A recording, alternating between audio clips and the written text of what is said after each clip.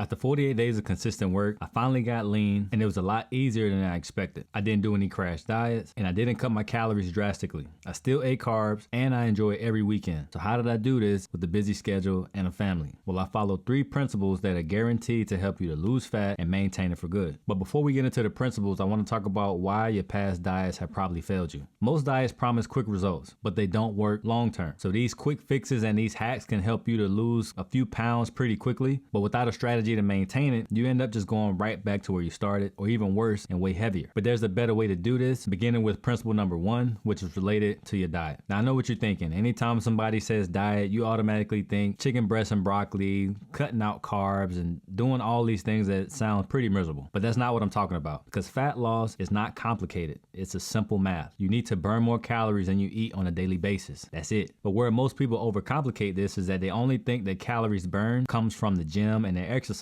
But your body is burning calories all day long. Even while you're sitting on the couch watching crime docs on Netflix, it's also burning calories when you're digesting food, or just going about your day-to-day activities, walking around the store, pacing while you're on the phone, or doing chores around the house. These type of things have a big impact on your activity level, which is why your lifestyle is a big part of how you're going to approach a diet plan. If you're sitting all day at work, that doesn't mean that you're meant to be fat. You just have to eat according to your energy output. And since your energy output is on the lower end, you have to account for that. So let's say your body burns 2,000 calories to maintain its current weight. If you eat more than that 2,000 calories over time, you'll start to gain body fat, because body fat is just stored energy that your body didn't need. If you eat less than that 2,000 calories, you'll start to lose fat. Now the key is to figure out your maintenance calories. Now there are a few ways to do this, but I'm going to give 2 quick methods. There's an equation here that you can look at, or you can go to a TDEE calculator, put in your information, and that'll give you an estimated number of maintenance calories as well. Now from that maintenance calories, you want to subtract 500 calories from that number. This is going to get you into a healthy caloric deficit to where you can lose weight but not feel super hungry all the time either. For example, if your maintenance calories is 2,400, you subtract that 500 calories and that'll put you at 1,900 calories to eat on a daily basis to start losing body fat. Now, subtracting 500 calories from your maintenance level typically helps people to lose about a pound per week. Now, I know that might not sound like a lot, but you want to make this sustainable, because when you do an aggressive diet plan, that is a recipe for disaster. You can look up any of the contestants on The Biggest Loser, and that'll be all the proof that you need. The reason why is because these aggressive diets are harder to maintain. You already have a busy work schedule, your kids are screaming and fighting, and just daily activities is already another level of stress. When you add in an aggressive diet plan on top of everything that you already have, you will not be able to maintain that plan. And that's why the slower approach works, because it's more consistent and it's more sustainable. Now, if you're losing about 0.5 to 1% of your body weight per week, that's a great range, because that means that you're eating enough to lose weight, but you're not eating so little to where you can't enjoy your weekends, you can't go out and do different things, and you won't feel like you're on a diet all the time. Now here's where things get tricky. As you lose fat, your body gets smaller, and because your body's getting smaller, it's gonna be burning fewer calories. Now this is completely normal. This is your metabolism adjusting. So that 1,900 calories that started as a caloric deficit may now be your new maintenance level because you weigh less. So how do you fix this? There are 2 simple ways. Option 1 is you lower your calories slightly by about 100 to 200 calories per day.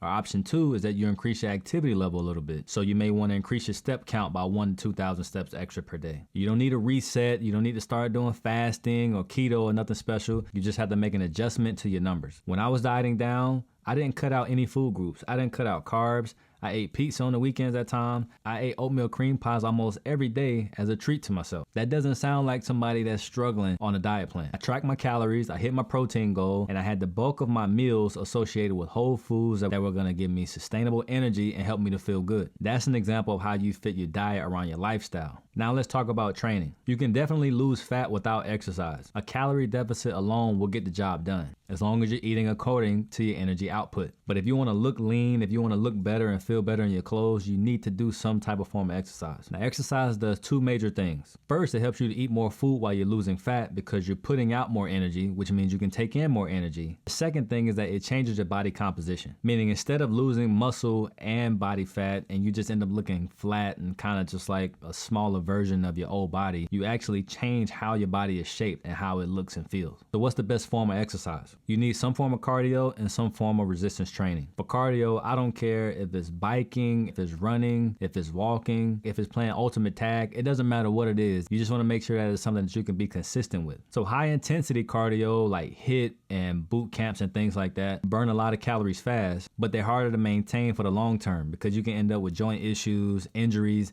and kind of just mentally burn out because it's so intense. It also can make you feel hungry afterwards depending on how hard you work. Some people end up having a lot of cravings after they get done with these high intensity workouts. Meanwhile, low intensity with things like walking, biking, or even swimming are a lot easier on the joints, a lot easier for you to maintain for the long term, but they burn fewer calories for each session. But it adds up over time as long as you're consistent with it, which is why I recommend walking, because walking is the most underrated form of cardio for most people. It integrates seamlessly in your life, and all you have to do is focus on your step count, aiming to try to get at least 7,000 steps per day. That's what I aim for as a bare minimum, and that helps me to keep my activity level up without feeling like I'm always looking for the next workout. Then I lift 3 times per week, doing an upper-lower split. And I've been doing this type of routine for the past 5 or 6 years. The key is focusing on getting stronger over time. So each week, I'm either focused on doing another rep or adding a little bit of weight to all of my lifts. This is what's gonna keep the workout exciting and motivating and not feeling like you always have to keep it exciting and motivating by changing out all your exercises every couple of weeks. When you change out your exercises too frequently, you don't give your body a chance to become efficient with the movement. And if your body is not efficient with the movement, you can't get stronger on the movement. So I build my workouts the same way I build workouts for my clients. I focus it on compound lifts first and then add in isolation movements after, depending on their goals. So if you want that lean and toned look, you have to take the weight training seriously along with your nutrition. But most people mess up this part of the nutrition because they don't take in enough protein. Protein helps your body to retain and build muscle while you're losing fat. It keeps you full, and it also speeds up your metabolism because protein is the macronutrient that takes the most energy for your body to burn and digest. So a good target for protein is 0.8 to 1 gram per goal body weight. So if you're 190 pounds right now, you don't need to eat 190 grams of protein. Now, if your goal is 160 pounds, you can aim to eat between 130 and 160 grams of protein. That's not as hard as it sounds. You just want to make sure that you include some type of protein in each of your meals. I personally like to add in a protein shake every day. I take 2 scoops every day, which is a quick 50 grams of protein. So if you're short on time like I am most days, protein powder will be your best friend. And once you have your protein down, you have your nutrition, and you have your workouts going consistently, you're gonna start making progress. But you wanna make sure that you don't forget this third principle, which is how to maintain it for the long term. Now, losing fat is one thing, but keeping the fat off is a whole nother game. And this is where most people fall apart. They work hard, they stay consistent, and then they finally hit their goal weight, and then they completely forget about everything they did to get there and end up going right back to where they started. So if you want to stay lean permanently, you need a 2-part plan, which comes with consistency and maintenance. Consistency means that you don't give up just because things slow down or you started noticing changes in your progress. You still stick to your plan to get you to where you need to be. Because fat loss isn't a straight line. It can go up and down depending on all kinds of factors that are not in your control. Then you have the maintenance, and that's what happens once you actually hit your goal weight. You have to focus your attention on maintenance now, not just losing anymore. But where a lot of people mess up is that they go back to exactly how they were eating before they even started their diet plan. That's a huge mistake. They celebrate, they relax, and they think,